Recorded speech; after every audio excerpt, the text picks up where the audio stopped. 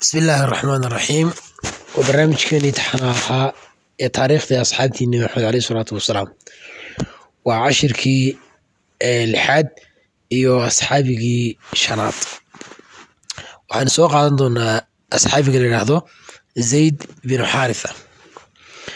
Asxaabigan Zayd bin Haritha wuxuu asxaabi aad iyo aad u weyn asxaabtii nabiga عليه الصلاة والسلام kuwoogii diinta waxyaabo fara badan oo wanaaga gashaday buu kamid ahaa.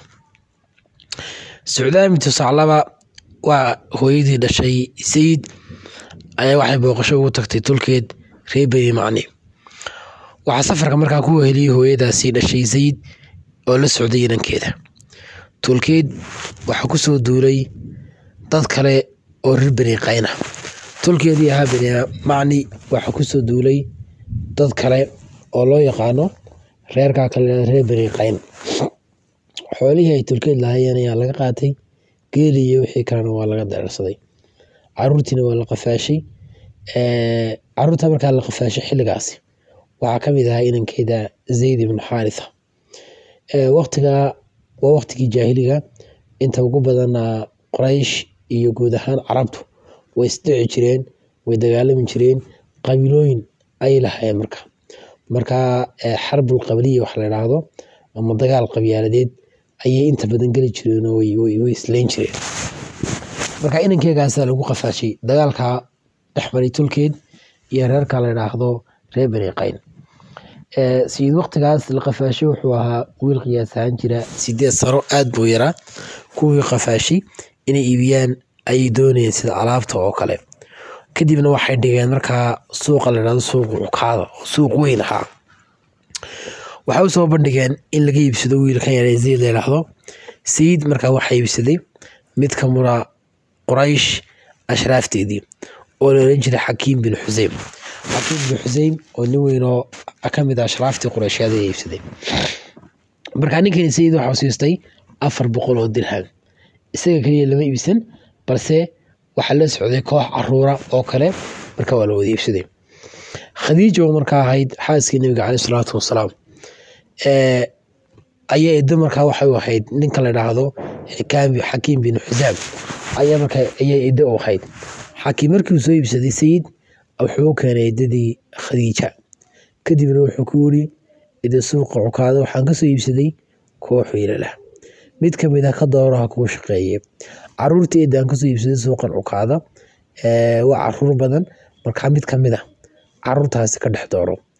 Khadiija wajiyadii wiilasha ayay eegtay. Khadiija عليه الصلاة والسلام xaaskii nabi Maxamed kadib markay fiirisay waxay dooratay way ka dhex dooratay Zayd bin Haritha iyadoo markaa aqal badnaantiisa ku dooranaysa. waxa yar kadib Khadiija waxay guursatay nabiga عليه الصلاة والسلام iyadoo nabiga ayay u hadiyeysay Zayd ibn Haritha. wiilkii yaraana guriga nabiga ayuu ku noolaa intii dambe. Sayid hooyadii way murugeysneed oo way yaabareed oo intii indheeda kama goyi jirin ila waa gabadh ama hooyinankeeda ka maqayahay. markastoo xasuusto waxay isweydiin jirtay muu nool yahay oo waan filnaa mise wuu dhintay oo waan ka qoosanaa.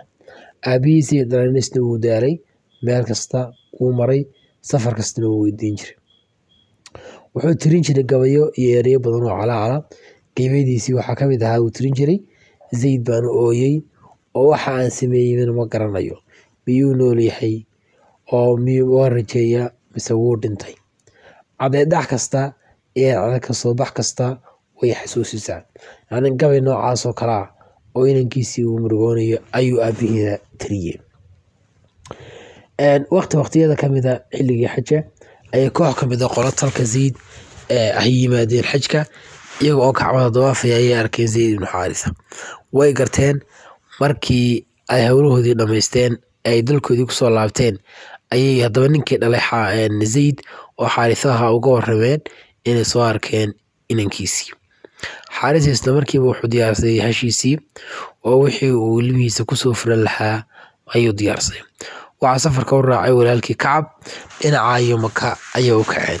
markii ay Maka gaareen isla markiiba waxay u tageen nabi Maxamed عليه الصلاة والسلام. markii ay nabiga u galeen waxay ku yiraahdeen ina Cabdillaahiyow alla jaarkiisa ayaa tihiin, ka wax idin weydiista waad siisaan, ka gaajoonaya waxbaad siisaa, kabahana waad cafisaan. Markaa wuxuu leeyahay waxaan magan idinka ahay oo aan doonayaa nabiga calayhi salaatu wasalaam markaa wuxuu ku yidhi waa ayo inankiin aad doonaysa markaa aban ku siiya waa ayo. waxaa ku yidhahda markaa waa Zayd.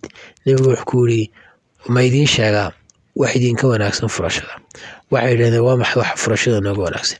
nabigu wuxuu ku yidhi waan idinku yeedhi oo waxaan doonaysa inaan idin raaco iyo inuu ila joogo aniga.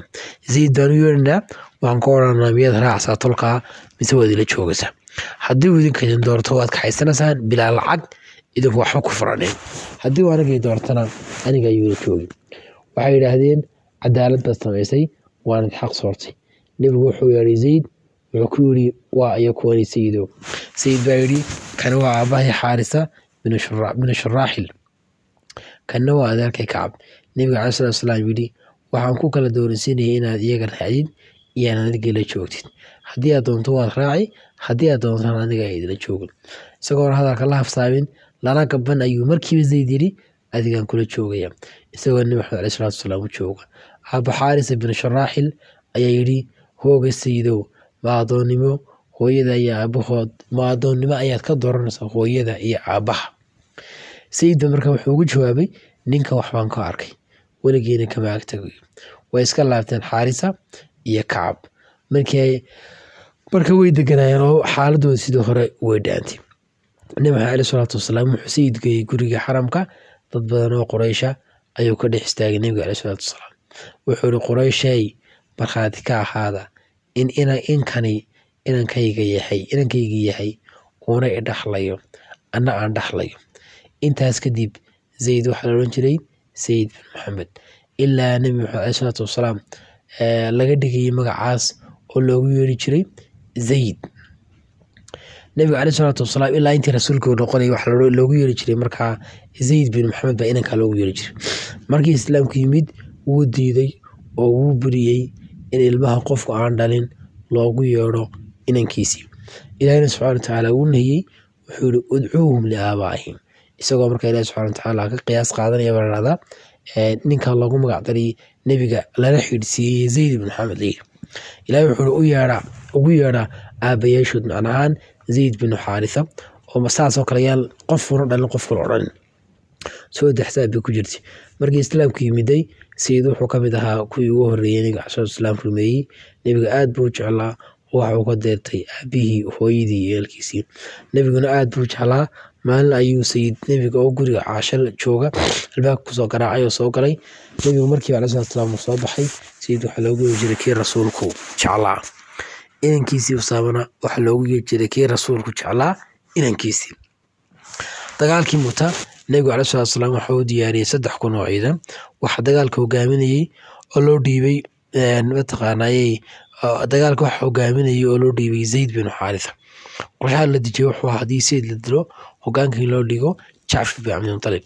haddii Jacfar la dilana waxaa loo dhiibay Cabdilaahi bin Rawaaxa. haddii Cabdilaahi la dilana hogaanka muslimiinta ayaa iska dooranayay. sidaa ayuu dagaalkii Zayd ku galay. wuu dagaalamayay oo calanka ayuu korahayay ilaa uu dhimanayay. sidaas ayuuna ku geeriyooday Zayd. ilaahay subxaana watacaala ha ka raali noqday. markii ay nabiga soo gaadhay calayhi salaatu wasalaam geeridiisii wuu ilmeeyey. Zayd bin Caada ayuu nabiga calayhi salaatu wasalaam ku yidhi waa maxay?